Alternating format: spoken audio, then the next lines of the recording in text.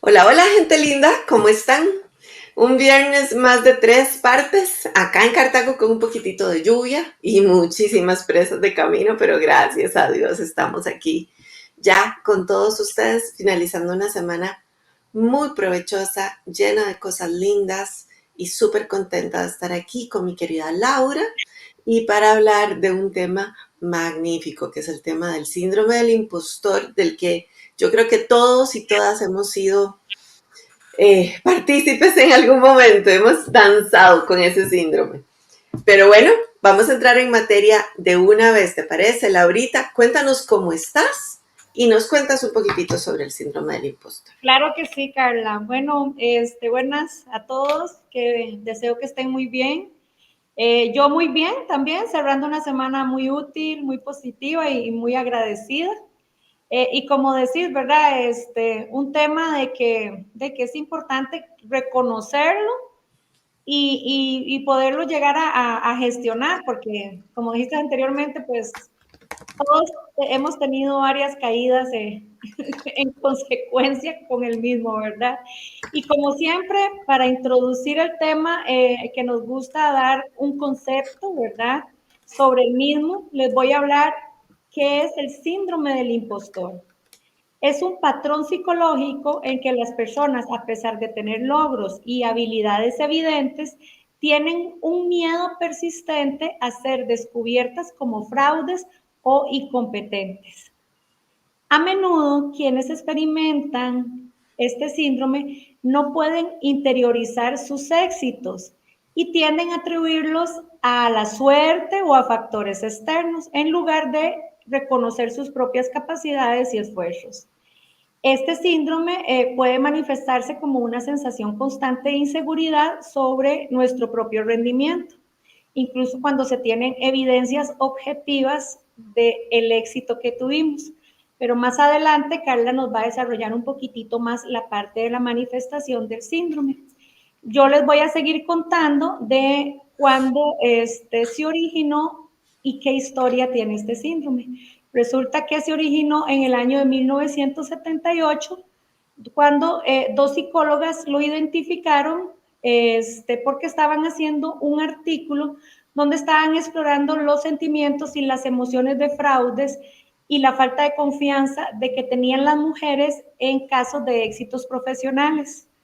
Pero resulta que con el tiempo se extendió más, no era un solo algo a nivel femenino, sino también se descubrió que afectaba a los hombres. Entonces, desde entonces, el síndrome del impostor ha sido objeto de numerosos estudios y se reconoce como un fenómeno común en diversos contextos, ya sea profesionales y académicos. Este, ¿Qué tan común es este signo? Este síndrome es bastante común, como lo vimos anteriormente. Creo que todos en algún momento o varios momentos de nuestra vida hemos caído sobre este síndrome y afecta a todas las personas en todos los ámbitos de la vida, no solo profesionales, exitosos, estudiantes, artistas, amas de casa, eh, a todos en cualquier momento o caemos o hemos caído. En el último estudio realizado en el 2022 por una fuente estadounidense, estima que alrededor del 70% de las personas experimentan este síndrome en algún momento de su vida. Sin embargo, la intensidad y la frecuencia con que se experimenta varía significativamente de acuerdo a la persona. ¿Por qué? Porque todo va a depender de acuerdo a cómo esté nuestra salud mental y cómo nosotros gestionemos nuestras emociones. Entonces, de acuerdo a qué tan equilibrados estemos en esa parte, así es como vamos a ir presentando el síndrome o no. Entonces, ya que tenemos como un contexto inicial de origen, de concepto y de estadísticas, ahora sí, Carla nos va a decir qué signos, qué síntomas se presenta comúnmente con el síndrome del impostor. Muchísimas gracias, Lauri. Bueno, mi gente, papel y lápiz, vamos haciendo el check.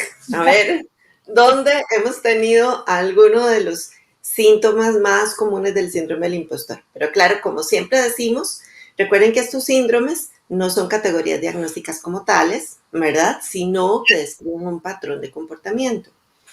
¿Qué características tiene este patrón de comportamiento?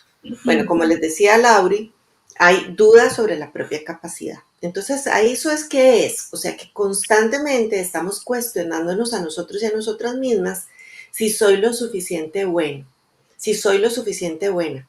¿Será que ya estoy lista para... eso se ve mucho en las certificaciones de coaching, por ejemplo, o cuando uno está por lanzarse a hacer algo por primera vez y uno dice, uy, no, llevo 3 cursos más antes de lanzarme a dar ese curso. Uy, no, tengo que estudiar 100 horas más para poder sentir que tengo todo el conocimiento para poder transmitir algo. Entonces, siempre nos estamos bajando al piso y pensando que el estándar para poder lograr algo está allá adelante. Entonces, es la gente, por ejemplo, que yo he conocido, que sé que Laura ha conocido, que estudia y estudia y estudia y su sueño, por ejemplo, es ser coach o terapeuta en alguna terapia interesante, ¿verdad? Pero siempre dice, no, me falta algo más, me falta algo más, todavía no tengo la capacidad. Ese es un buen ejemplo de las dudas sobre la capacidad propia. Además, también a veces pasa que atribuimos el éxito a factores externos. Ah, no, es que tuve suerte. Ah, no, es que estuve en el lugar correcto en el momento apropiado, ¿verdad? Ah, no, es que si yo no hubiera estado, y esto es diferente a ser agradecido, está muy bien ser agradecido. Y le agradezco a Laura que me haya recomendado ante tal cliente. Le agradezco a Juancito que me abrió la puerta para poder hacer tal proyecto. Eso está muy bien. El problema es cuando pensamos, y es que es una vocecita aquí diciéndonos, es que si usted no le hubiera ayudado, mengana tal, usted no hubiera logrado nada. No, no lo hubieras logrado. O sea, la única razón por la que lograste es porque mengana, te ayudó. ¿Y saben qué es lo peor, mi gente hermosa? Que no lo creemos. A pesar de que la evidencia muestra todo lo contrario, no lo creemos. Entonces, mi gente, tercer elemento, siempre hay mucho miedo a no cumplir con expectativas. ¿Ok? Ya sea que siempre creo que la gente espera algo más de mí, ¿ok? Y puede ser incluso que me feliciten y que yo internamente piense, es que está siendo muy buena gente. Está muy buena gente, pero mi trabajo no estuvo tan bien. Podría haber estado mejor, Pero, ¿verdad? Dime. disculpa, dice uno, ¿ves que me ves con ojos de amor? Es que me estás hablando con ojos de amor, sí, por supuesto.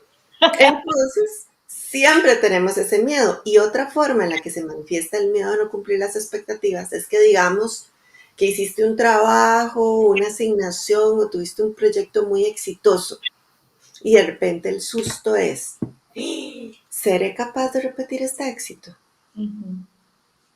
¿Y si no? ¿Y si el siguiente no es tan bueno? ¿Qué van a pensar de mí? ¿Y saben qué es lo terrible del miedo a no cumplir las expectativas? Que yo he visto personas abandonar proyectos o incluso cambiar de empleo porque dicen me voy antes de que se den cuenta que soy un fracaso. ¿Ok? Porque lo que hice fue un golpe de suerte. De hecho, todos estos síntomas se empiezan a mezclar, ¿verdad? El perfeccionismo excesivo es un síntoma también del síndrome del impostor. Y eso es, tal vez, los estándares están muy bien aquí, ¿ok? Pero yo siempre pongo los estándares aquí. Y siempre estoy persiguiéndolos y persiguiéndolos y persiguiéndolos, pero en la medida en que creo que voy alcanzándolos, el estándar se corrió. Y el estándar se corrió. Y el estándar se corrió. Y entonces siempre estamos sintiendo que no llegamos a la perfección deseada. Y eso genera muchísima frustración. ¿Y saben qué causa eso también? A veces sobrecargo y exigencia excesiva. Entonces las personas por alcanzar el estándar los ves trabajando a deshoras, los ves descansando nunca, o sea, si el día tuviera 72 horas, trabajan 72 horas seguidas y eso pasa muchísimo, ¿ok? Trato de revisar todo, 40.500 cosas, todo, el nivel de estrés y ansiedad que se carga por ese perfeccionismo es muy alto en el síndrome del impostor. Entonces, todo esto, y como les decía en la duda sobre la propia capacidad, empezamos a sentir que somos un fraude. Ah, es que la gente está engañada conmigo. Por dicha la gente me ve con buenos ojos, pero yo no soy tan buena. No soy tan buena. Y constantemente hay miedo. Es un miedo a, pues que van a descubrir, es que un día van a descubrir que no soy tan buena, ¿verdad? Que yo lo podría hacer mejor. Recuerden que el estándar está acá, ¿verdad? Ahí fuera de la pantalla, como quedó mi mano. El estándar está ahí, fuera de parámetro. Y entonces, mi gente, es un día se van a dar cuenta que yo debería estar haciendo eso y no lo que hice, ¿verdad? Como que hay una separación, una disociación de lo que realmente se necesita en el contexto en el que estás, para el trabajo en el que estás, porque puede ser que lo que estás haciendo estás bien, pero es un estándar que está aquí en tu mente y que atormenta tus emociones y tu corazón, ¿ok? Puede ser que nadie te lo esté planteando, sos vos, ¿ok? Sos vos. El autosabotaje, recuerden que aquí estamos lidiando con miedo y el miedo es una emoción difícil de desviar. Entonces, como le tengo miedo a esa tarea retadora, porque creo que tal vez es un éxito que no voy a lograr, porque tal vez en este momento la persona que me acompañó en el proyecto anterior no está, entonces ahora me toca sola, ¿cómo lo voy a lograr sola? Si no hay alguien externo que me ayude, ese tipo de cosas, entonces empezamos a caer en la procrastinación, ¿verdad? Procrastinamos, dejamos las cosas para después o nos desviamos hacia tareas más pequeñas, tal vez sin tanta importancia, pero nos dan una gratificación inmediata. Y ahí, mi gente, este aparatito es terrible, el celular, para los que van a hacer es escuchar nuestro programa y no nos van a ver. ¿Por qué este aparatito es? Porque, y entendamos que es que nos da miedo entrarle a la tarea, porque creemos que no vamos a poder ser capaces de sacar adelante la tarea. Entonces de repente me entra un mensaje y cuando me di cuenta me enganché en Instagram y cuando me di cuenta pasaron 2 horas.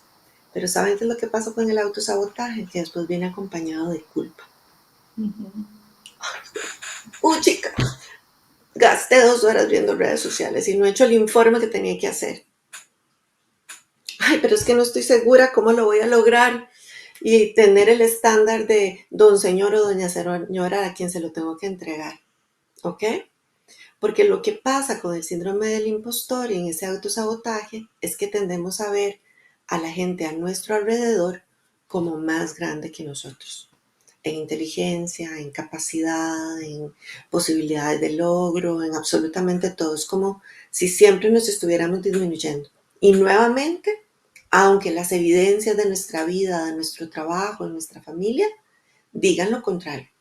¿Ok?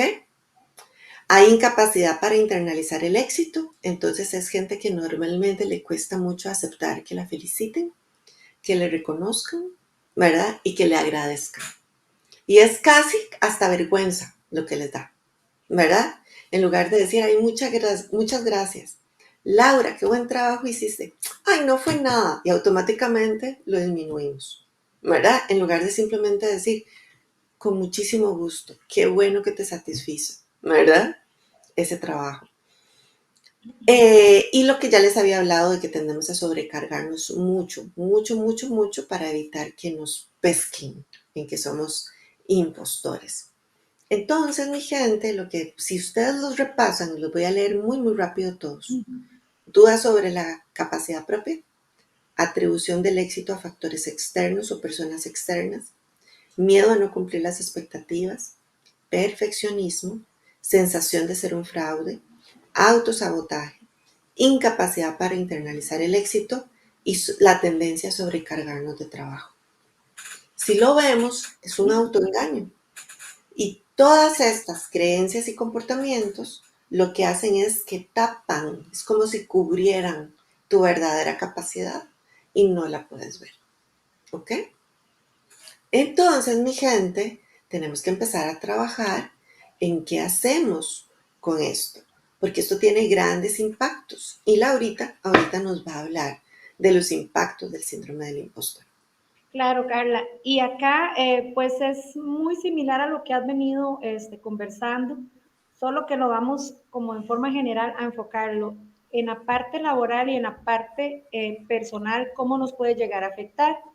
Y aquí, pues claro está, y lo mencionaste, afecta significativamente en el rendimiento laboral, ya que las personas que lo experimentan suelen a tener una baja autoestima y dudan de su propia competencia, lo que los lleva, como dijiste anteriormente, a procrastinar, a tener miedo al fracaso, a evitar desafíos laborales, a trabajar más horas de lo recomendado, a no desarrollar perfiles óptimos de liderazgo que lo llevan también a dificultar, a generar dificultad en el avance profesional, ¿verdad? A veces una persona con muchas capacidades y ese autosabotaje que mencionaste anteriormente lo deja ahí frenado y no puede seguir creciendo. También laboralmente afecta cuando se presentan la dificultad de aceptar ese reconocimiento y los elogios por un trabajo bien hecho, como lo dijiste anteriormente, ¿verdad? Y como lo mencionamos también anteriormente, no interiorizamos esas capacidades y cuando nos las hacen reconocibles, fue un golpe de suerte, fue porque tal me ayudó y todo lo que mencionaste anteriormente. Entonces, en resumen, en la parte laboral, el síndrome del impostor afecta en ese rendimiento y a la vez genera mucho estrés, mucha ansiedad que interfieren en la productividad y el bienestar general del trabajo. Ahora, la parte personal es muy similar, ¿verdad? Nos puede generar dudas sobre el reconocimiento de nuestras propias habilidades y logros. También puede llevarnos a conductas igualmente de procrastinación, de perfeccionismo excesivo, incluso a veces hasta de individualismo, porque yo lo sé hacer mejor, entonces yo me echo toda la carga encima, ¿verdad? Para poderlo hacer y la falta de incluso de confianza en nosotros mismos. También genera dificultad para aceptar logros personales y llegamos a entorpecer el proceso de lo que estemos haciendo. Y muy importante, igual que en la parte laboral, el desequilibrio en nuestra salud mental, ¿verdad? Y emocional. Nos lleva al estrés, nos lleva a la ansiedad, nos lleva a una baja autoestima, a ese mal manejo de emociones e incluso a un montón de temas de salud mental y emocional que hemos también abordado en nuestro podcast. Y aquí sí es importante, Carla, recalcar que si no trabajamos las emociones y los sentimientos generados por este síndrome, cada vez veremos más deteriorada nuestra salud mental, nuestro bienestar emocional, afectando nuestra salud física, ¿verdad? Entonces, ya como teniendo como un panorama general de cómo afecta este síndrome, Carla nos va a mencionar qué perspectivas psicológicas nos lleva a este síndrome. Yo aquí viviendo un programa en vivo, está sonando la alarma del vecino.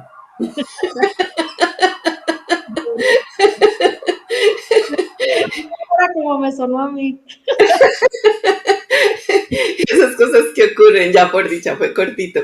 Entonces, vamos a hablarles de las perspectivas psicológicas del síndrome del impostor. Lo primero que es importante mencionar es que este es un síndrome de multicausalidad y normalmente es que se cruzan, como digamos, varias razones de origen, tanto de factores personales, familiares y sociales.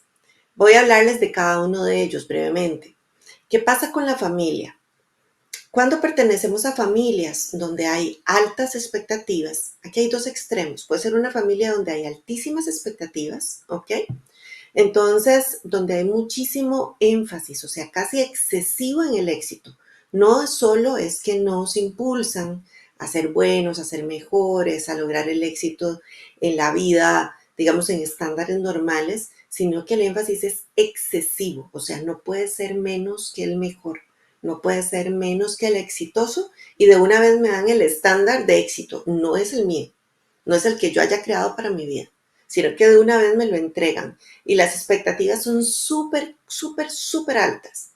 Esto tiende a generar, en términos de personalidad, altos estándares personales y siempre ahí es donde se estimula lo que les hablaba ahorita, de siempre ver la barra allá y que es imposible alcanzar. Y peor aún si somos constantemente comparados con una persona de nuestra familia. Ah, es que usted no puede ser menos que su papá. Es que ni un ápice menos que su mamá. Es que vea a su hermano, es que vea a su primo, es que vea a su tío, es que vea a su tía.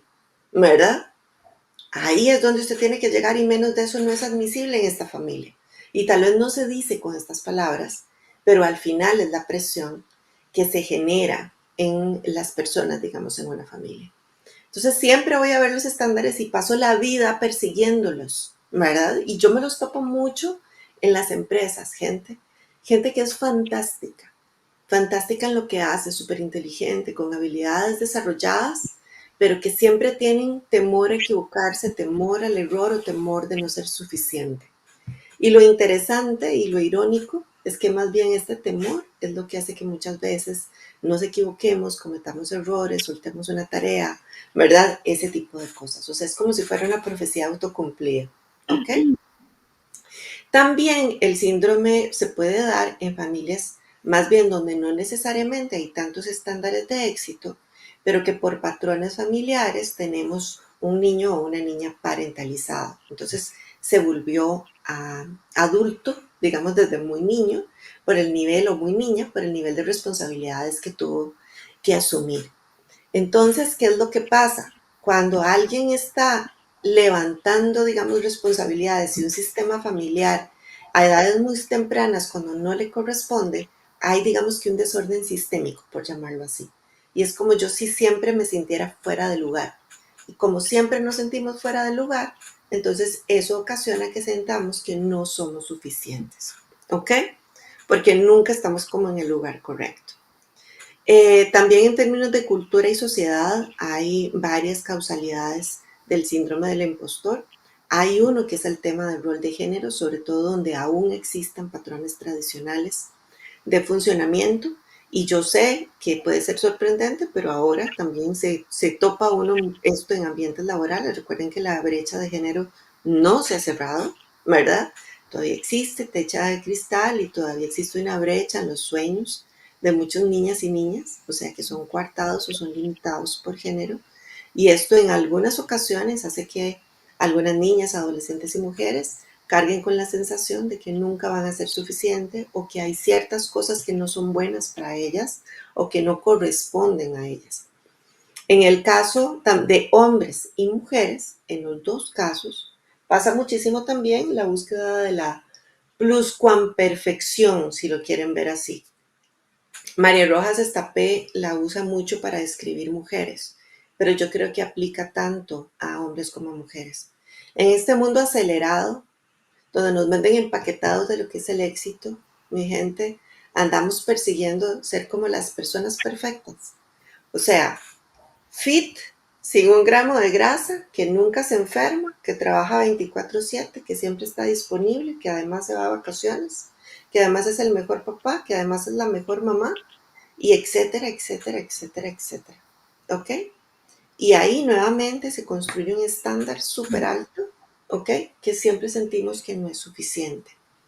Esto, interesantemente, también en el caso de las mujeres, hay bastantes observaciones e investigaciones al respecto, donde de repente sentimos que no alcanzamos porque no somos la supermujer, ¿verdad? Entonces constantemente nos estamos recriminando ser un fraude o no ser suficientes porque no cumplimos con todos los estándares de ser la mujer perfecta, la super chica, la super mujer, la super mamá, la super trabajadora. Y todo al mismo tiempo y todo al 100, ¿verdad?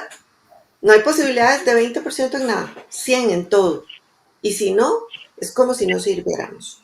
Y eso, mi gente, afecta muchísimo el amor propio, afecta muchísimo el sentido de autoeficacia, nos hace sentir escasas, nos hace sentir débiles y es algo que tenemos que mejorar. ¿Qué puede precipitar también el síndrome? Transiciones importantes de vida. ¿A qué me refiero con esto? De repente tuviste un cambio de escuela, un cambio de universidad, un cambio de trabajo y resulta que los estándares son mucho más altos de donde tú venías. Y esto yo también me lo topo mucho. En consulta psicológica, ¿verdad? Con adultos jóvenes, con adolescentes ya un poquito más grandes, que son los que atiendo yo, y de repente sienten que no alcanzan en el estándar, ¿verdad? Uf, es que mi escuela anterior era más fácil. No, es que yo en mi trabajo anterior ya lo tenía todo dominado, ahora siento que no puedo, ¿verdad? Que soy tonta, no entiendo nada, que soy tonto, no entiendo nada de lo que me están hablando. O te cambiaste a una empresa donde el nivel de exigencia es mucho mayor o el nivel de ritmo es mucho mayor y automáticamente lo primero que haces es ¡fu! Volver a ver a vos, pero de manera recriminativa, ¿verdad? No, es que yo no voy a poder con esto y demás, y empezó a hablarme de este tipo. Es como si olvidara realmente que fue mi esfuerzo, mi trabajo, mi estudio, mi carrera profesional, lo que me trajo a este lugar, o sea, ese lugar más retador, te lo ganaste, pero se nos olvida. No existirías en ese lugar de una exigencia mayor si no hubieras recorrido todo y te hubieras ganado ese lugar. No te lo regalaron. Pero el síndrome del impostor hace que olvidemos los logros personales. Nuevamente, no, esto es porque Laura me recomendó. Si no, yo no podría tener este trabajo. Qué vergüenza, voy a hacer quedar mal a Laura, ¿verdad? Y demás, y empiezo a presionarme por eso. Y a veces también ocurre en casos de éxito inesperado, que también lo he visto en consulta y lo he visto en las empresas. ¿A qué se refiere esto? De repente te fue muy bien. Gente así, de verdad, te fue muy bien. Fuiste ganando ascensos y cada proyecto que hiciste fue bien, ¿verdad? Obtuviste buenos resultados y recibís muchos elogios. Y dicen, no, no, no, no, no, es que esto cuánto tiempo se va a sostener. No, es que yo no soy tan bueno. Después de una racha de tantas cosas buenas, o sea, en algún momento alguien se va a dar cuenta que no soy suficiente y todo lo voy a perder. Entonces empezamos a tener mucho miedo a perder y empezamos a hacer cosas que inevitablemente hacen también que nos equivoquemos. Y también hay aspectos de baja autoestima y también ya padecimientos como ansiedad y depresión que también pueden ir acompañados del síndrome del impostor. Aquí lo más importante es que entendamos que el síndrome de impostor puede ser tratado, o sea, podemos realmente recibir ayuda de un profesional para poder salir de esos bucles de pensamiento negativo, de esa autoestimación tan negativa que a veces hay sobre nosotros y poder empezar a tener parámetros mucho más saludables de pensamiento sobre nosotros mismos, que podamos empezar a hacer evaluaciones de la realidad en términos del contexto, de mis logros, de las personas con las que me relaciono, de mí misma, de mí mismo. Eso es parte del proceso. Ahora, ¿qué pasa cuando el síndrome aparece por asociado a ansiedad? Porque se alimenta también, ¿ok? ¿Qué pasa cuando aparece el síndrome del impostor asociado a depresión? Porque es tan sencillo, digamos, si yo estoy en ansiedad o en depresión, que caiga en el síndrome del impostor. Y esto tiene que ver básicamente con que la ansiedad y la depresión comparten, digamos, síntomas con el síndrome del impostor. Entonces es que se alimentan, ¿verdad? También por los patrones de estos trastornos.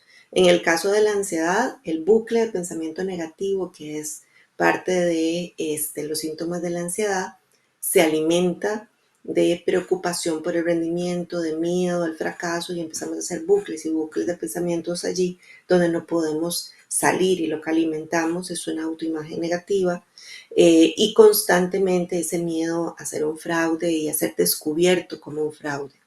En el caso de la depresión tiende a afianzarse mucho en la baja estima personal, que es uno de los, digamos, elementos clave también, que es que me aprecio a mí mismo y me evalúo a mí mismo en negativo.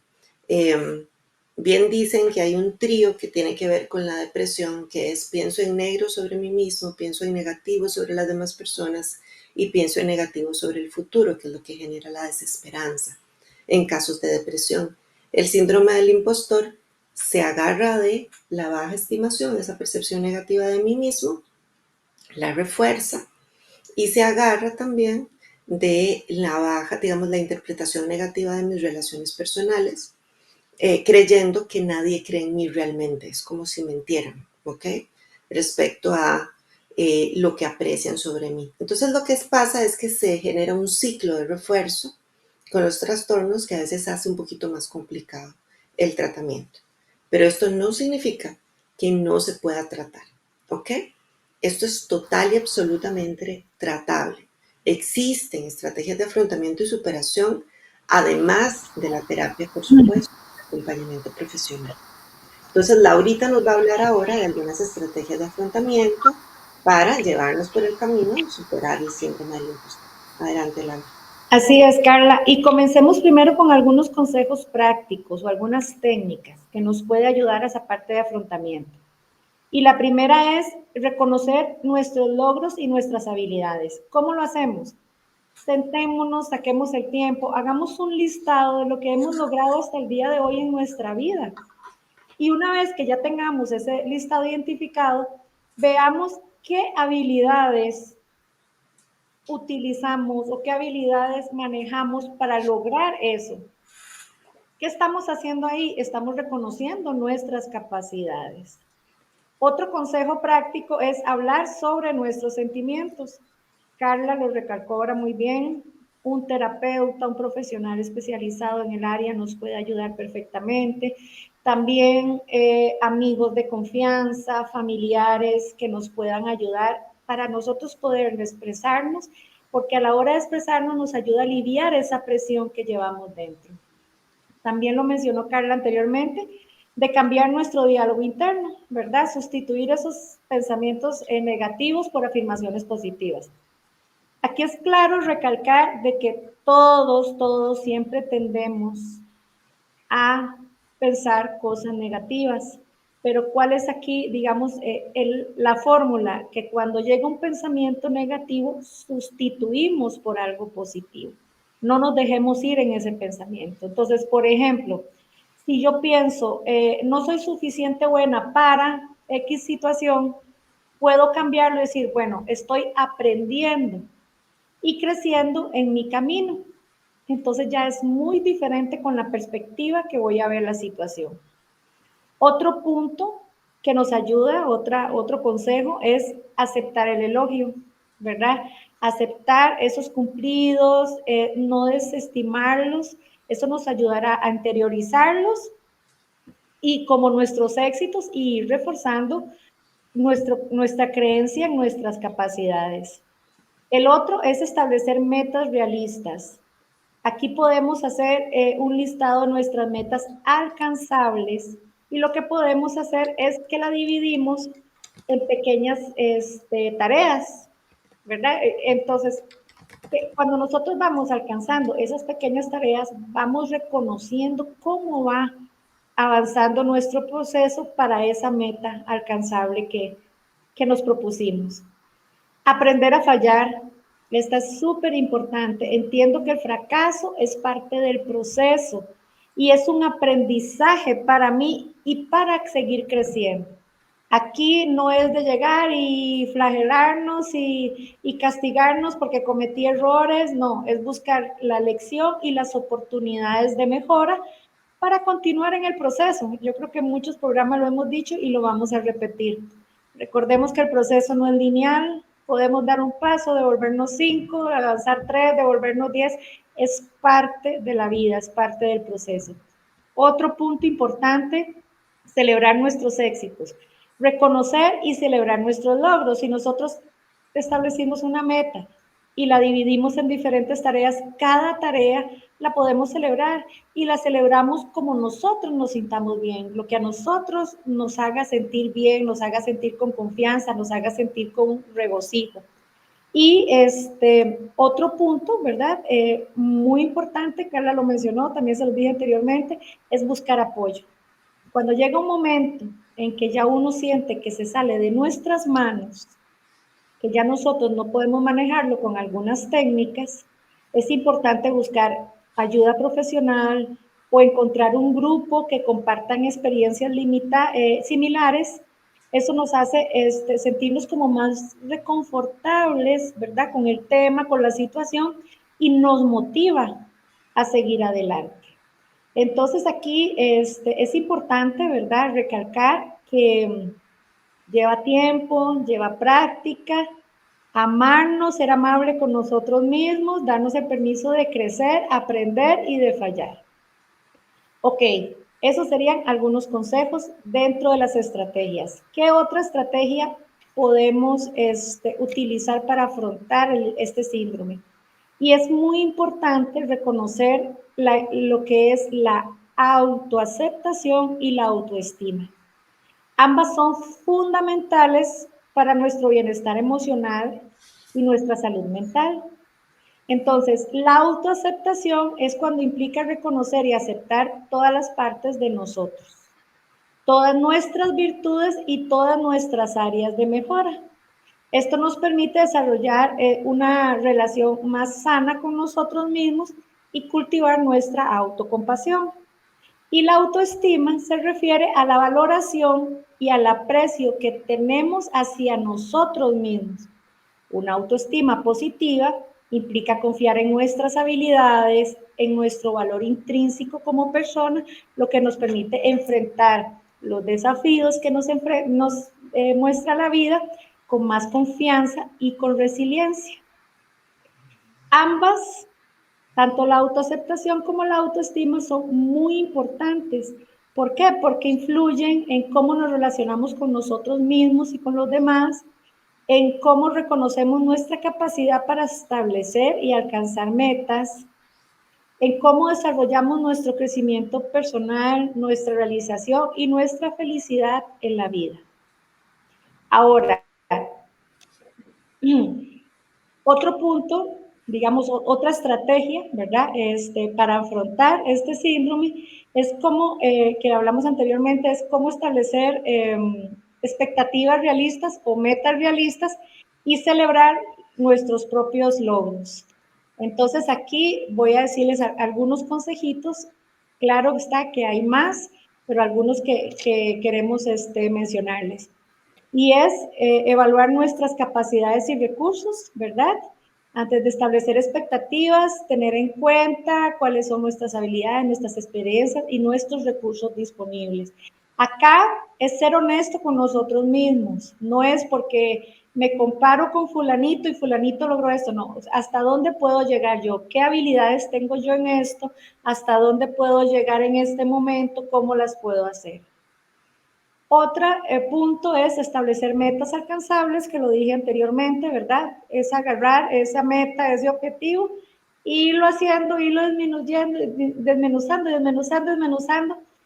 Y cada una de esas partículas que desmenuzamos las vamos a hacer en pequeñas metas. Como nosotros vamos alcanzando esas metas, van a ver que es mucho más factible poder llegar a lograr ese objetivo. Ser flexibles, ¿verdad? Es reconocer que nuestros planes pueden cambiar y tenemos que adaptarnos, ¿verdad? Ya sea porque si a nivel personal tenía una situación y resulta que lo iba a hacer en conjunto con una persona y esa persona no pudo, todo cambia en la vida, todo, personal, laboral, todo. Entonces siempre tenemos que ser flexibles, siempre tenemos que sabernos adaptar a lo que la vida nos muestre y seguir adelante, ¿verdad? Seguirnos motivando y tratar de seguir de manera progresiva. Reconocer nuestros logros, ¿verdad? Como les dije anteriormente, como ustedes deseen,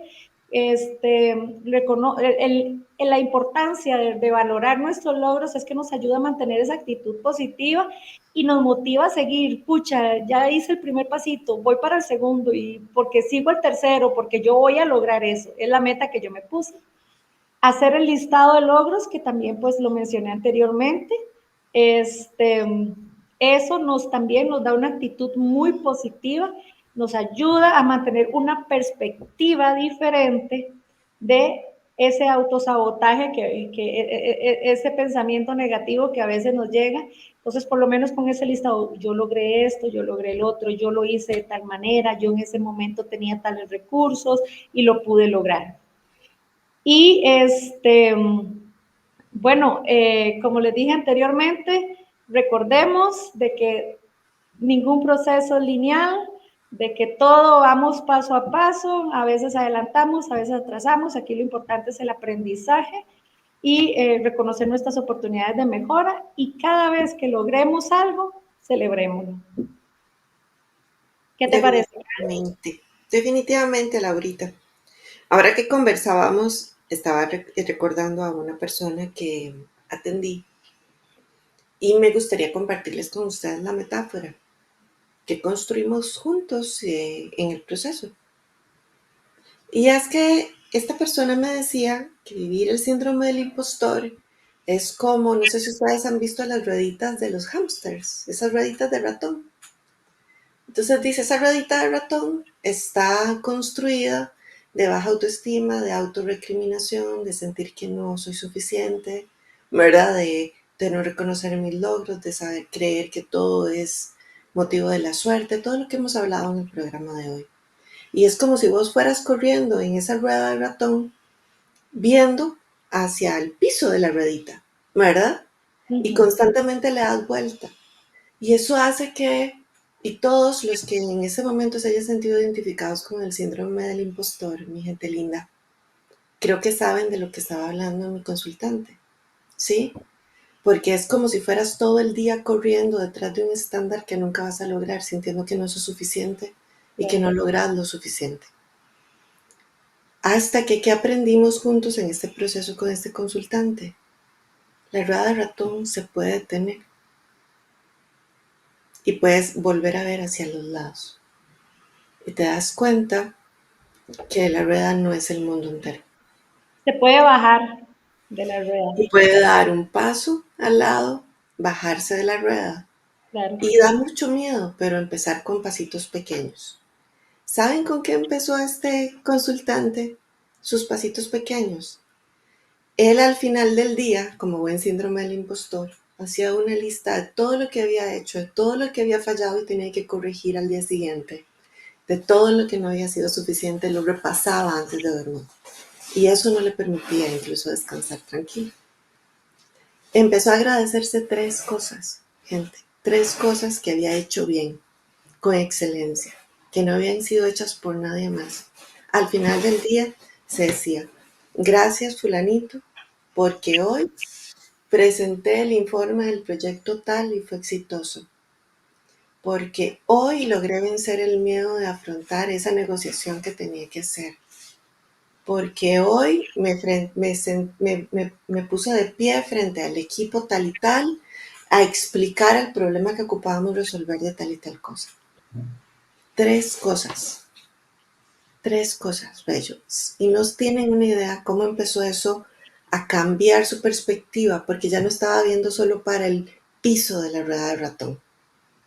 Estaba viendo al lado y se estaba animando a bajarse, a ver qué más sabía, a empezar a explorar las evidencias de las cosas que sí hacía.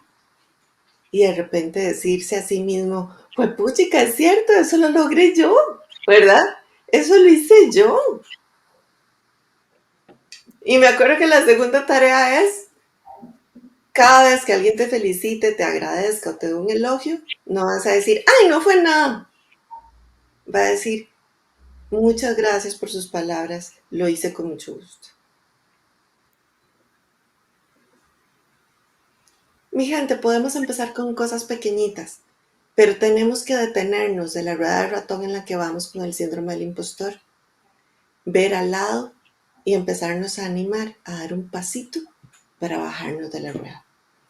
Y creo que todos y todas los que están aquí, los que nos están escuchando, los que nos van a ver en diferido también, como muchas veces se lo digo, gente linda, lo merecemos. Y ahí voy a incluir a Laura y a mí. Lo merecemos. Ese es mi mensaje de cierre, Laurita. Y con ese merecimiento que comentas, yo les digo que permítanse buscar esa ayuda si es necesaria para abordar este síndrome, ya que es crucial, ¿verdad? Poderlo trabajar porque cambia nuestra vida, nuestra salud mental, nuestra salud emocional, nos hace reconocernos más, subir nuestra autoestima, avanzar, tener confianza en en nuestra parte personal, en nuestra parte profesional o sea, y para mí que también es muy importante, nos ayuda como a superar o derribar esas barreras que nos hemos impuesto y alcanzar un máximo potencial nuestro, ¿verdad? Así que merecido tenemos, como decís, pero si es necesario, permitámonos buscar esa ayuda. Totalmente. Bueno, mi gente, hoy no lo he hecho a lo largo del programa, así que antes de irnos, quiero saludar a Lucy Quesada, a Mónica Rojas, a Adriana Quesada, a Roxana Jiménez, a Luz Mari Solís, mamita te amo, a JKL Artesanías, que nos dice gracias por enseñarnos tanto, Lucrecia Avendaño, Lucre Gamboa, a Sonia Mesa. De verdad, muchísimas gracias por acompañarnos en vivo y Gracias a muchísimas todos. gracias, gente linda, a todos los que nos van a ver en diferido. Compartan este mensaje. Recuerden que nuestra misión es de verdad apoyar el proceso de desarrollo personal de muchas personas. Así que ayúdennos a difundir este contenido si creen que puede ser de utilidad o de valor para alguien más. Sí. Muchísimas gracias, gente linda. Y no dejen de concursar, porfa. Recordar que tenemos dinámicas en nuestras redes sociales y que por favor participen. Queremos verlos a todos en nuestro taller de aniversario. Sí, recuerden que el taller es de conocerse a sí mismo y sé que las personas que puedan estar con nosotros lo van a disfrutar, lo vamos a preparar, lo estamos preparando con muchísimo, muchísimo amor Sí. para cada uno y cada una de ustedes. Así que a participar, gente, busquen, hay como 4 publicaciones donde están las instrucciones. En cualquiera de esas pueden participar. Así que les esperamos y les esperamos también en un programa más de 3 partes en 2 semanitas. Que estén súper bien. Hasta luego.